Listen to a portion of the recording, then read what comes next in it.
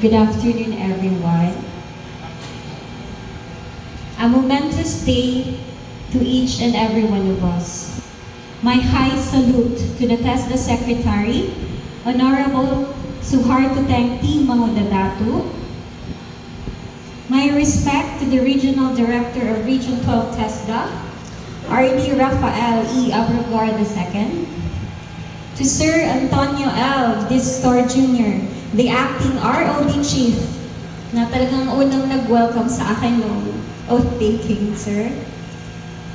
To the very accommodating and syempre sexy Ma'am Alma J. Robles, kasi talagang nasikaso kami doon, na-appreciate ko yun, ma'am. And also, the Regional Chief Administrative Officer. And syempre, my courtesy to the very active Sir Hernani T. Foro, Supervising TSD Specialist na talagang napaka down-to-earth na tao. Siya talagang nag-approach sa akin kasi syempre I am really new in TESDA, wala akong kilala. So talagang in-approach niya ako. Thank you, sir. And of course, the General Santos School of Arts and Trade, faculty and staff. Magandang hapon po. Assalamualaikum warahmatullahi wabarakatuh. May God grant your protection, security, mercy, and may He bless you. Maayong adlaw, magandang Jensan. Di ako sanay, kasi usually, di ba, SK, sikat ka. Ngayon, magandang Jensan na. Allow me to express my sincere gratitude and thank you for the warmest welcome. You all make me feel very at home. Totoo po yan. Talagang na-feel kong wini-welcome yun talaga ako ng maayos. Sir RD, napaka-welcoming po ng mga TESDA people. Nasa kultura na talaga nating mga Pinoy na to welcome and send off people. And studies have shown that a proper temporary goodbye can be a motivator to continued success. People who get a proper send-off from their colleagues have an easier and more positive transition into their next journey. It is actually one of the best things you can do to start your job on the right foot. As Schools Division Superintendent Sir Christine A. Sullivan Jr. told me yesterday, I am touched by the kind act and message of wishes. I am truly thankful and humbled by these actions. Let me also take this opportunity to acknowledge the DepEd ALS family, who molds me of my leadership and supervisory skills, and also being here to support and show love for their prinsesa. To our Bay Director, Director Marilet Almeida, isa kasi siya na nag-mentor sa akin at kay Sir Doms. No? Isa po siyang napaka-mabait na director ng Bureau of Alternative Education and all their team. To the outspoken person of Region 12, Sir Crisanto Bulado. To our Schools Division Superintendent, Sir Crispin A. Solidan Jr. Sese. To our Assistant Schools Division, Ma'am Melrose D. Peralta. To our CID Chief, Ismael Ambalgan. To SGOD Chief, Sir Muhalidin Suwaib. And to my boss, who happens to be my mother, Ma'am Fatima A. Maaya, the Education Program Supervisor of ALS, of the Division of Sultan Kudarat, who always believe in me no matter what. To my ALS sisters, Ma'am Bibi Haji Ismael Ambalgan, and Ma'am Ronami Amen Lungawag. And also my friend from DepEd Jensen, nandito talaga, no? So Sir Domingo Cortez Jr., and also my friend from the DepEd Jensen, Ma'am Gia, nandiyan sa Salaban, ay sa likod. To my friends and colleagues from Isulan National High School, and to the full force of ALS heroes from 11 municipalities of Sultan Kudarat, the ALS teachers. Lapakan naman. Thank you so much for being here. Thank you for your unwavering love, support, and friendship, and working together harmoniously as one family. At syempre, hindi makakalimutan ng inspirasyon ko. No? The reason why I work hard. My family, syempre si Mama and Papa, my best friend, my brother, and my 2 kids. Hilal, and nandito yung baby girl ko, si Maddie. Ayan, nandito siya. Kaya inspired ang mami. Yesterday, we had our temporary goodbyes facilitated by my DepEd ALS family. After spending my challenging but fruitful years in the department, 3 years as senior high school science teacher at Isulan National High School, and 4 years and 11 months as education program specialist too for ALS, with a total of 6 years and 11 months.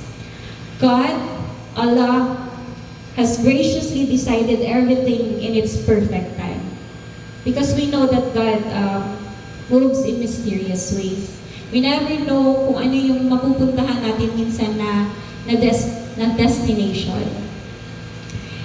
I have finished writing my module and session guide last May 24, 2024, and ready to be used this coming school year for the DepEd ALS Senior High School learners. May 31, 2024, I attended the last cluster of graduation and completion ceremony held in Bayang Pinagpala in Calamansig, Sultan Kudarat. And yesterday, we will be able to submit the master list of the Division ALS passers school year 2023-2024 with a total of 2,768 passers po. ALS learners po yung lahat.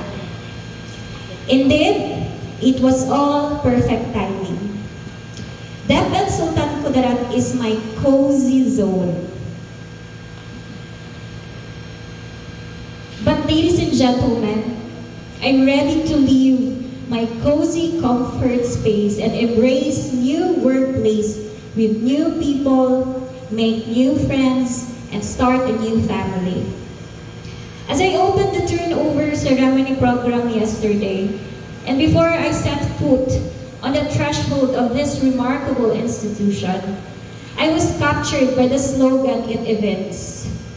TESDA, the leading partner in the development of the Filipino workforce with world-class competence and positive work value.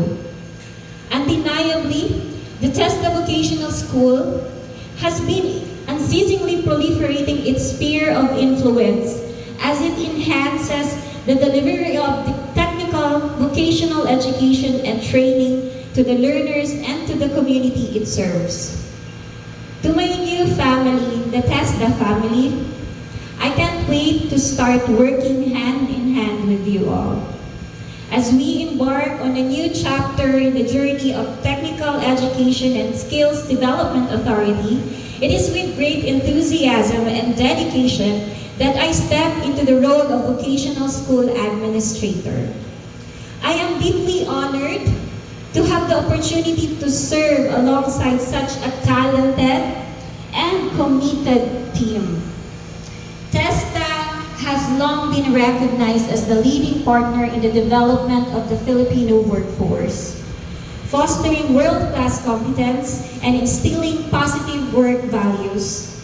Our mission: TESDA sets direction, promulgates relevant standards, and implements programs geared towards a quality-assured and inclusive technical education and skills development and certification system is not just as equip individuals with skills, but to empower them to thrive in a rapidly evolving global landscape. In the pursuit of our vision, the transformational leader in the technical education and skills development of the Filipino workforce, we must remain steadfast in our commitment to excellence.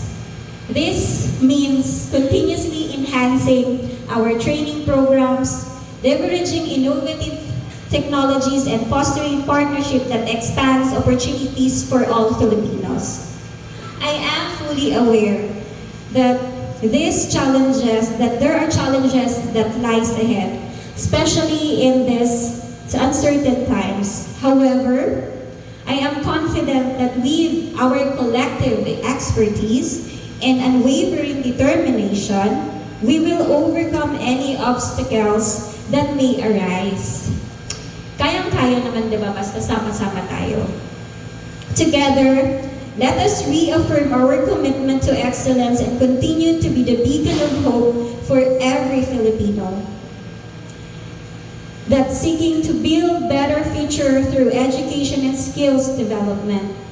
We will continue working hard to make positive changes and create innovative solutions for many years to come. I look forward to working closely with each one of you to realize our shared vision for TESDA. Sincerely, Princess A. Maaya, Vocational School Administrator 3. Maraming salamat po. Thank you, Mama Aya, for that warm message. And once again, palakpakan po natin ang ating bagong Vocational School Administrator 3. And Ma'am, we are confident in your leadership as you embark on this new journey.